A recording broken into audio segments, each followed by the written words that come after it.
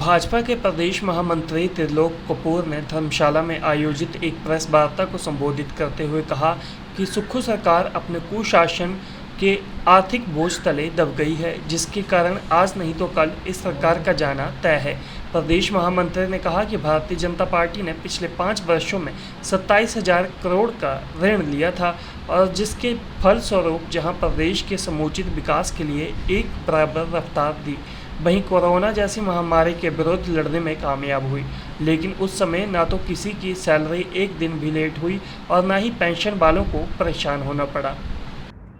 ऐसा कोई भी विषय नहीं है कि जो धर्मशाला की प्रेस से अछूता रहा हो। आप इस बात के गवाह है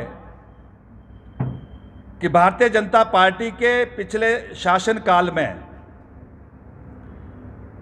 5 वर्षों में प्रदेश के समुचित विकास के लिए लगभग 27,000 करोड़ रुपए का जो है ऋण लिया था और उस लिए गए ऋण से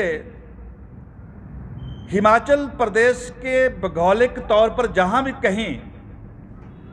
यह आवश्यक था कि विकास की दृष्टि से जो भी निर्णय लेना था, प्रदेश की सरकार ने समय समय पर वो निर्णय लिए और एक छोटे से छोटे और बड़े से बड़े,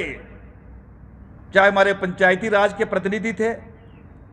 चाहे हमारे नगरीय इकाई जो है उनके प्रतिनिधि थे, चाहे हमारे विधानसभा या लोकसभा के प्रतिनिधि थे, उन्होंने जो भी जनता के विकास के लिए सरकार से आग्रह किया और जो भी संभव था, मेरी सरकार ने कभी भी चुने हुए जनप्रतिनिधि को बिना भेदभाव के कभी निराश नहीं किया।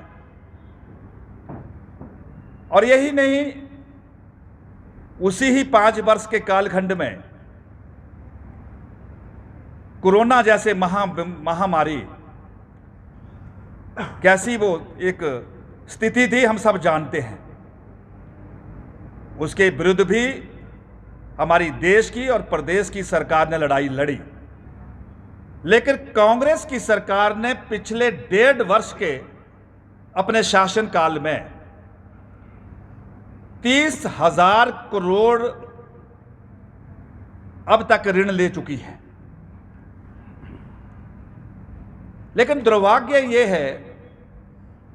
कि इतना ऋण कम समय में लेने के बावजूद भी अनुभवहीनता के कारण मैं कह सकता हूं या कुशासन के साथ के रूप में मैं कह सकता हूं, या ये जो वित्तीय कुप्रबंधन में जिसको बोल रहा हूं, उसके कारण हिमाचल प्रदेश आर्थिक स्थिति के क्षेत्र में पूरी तरह पटरी से बाहर हो गया है।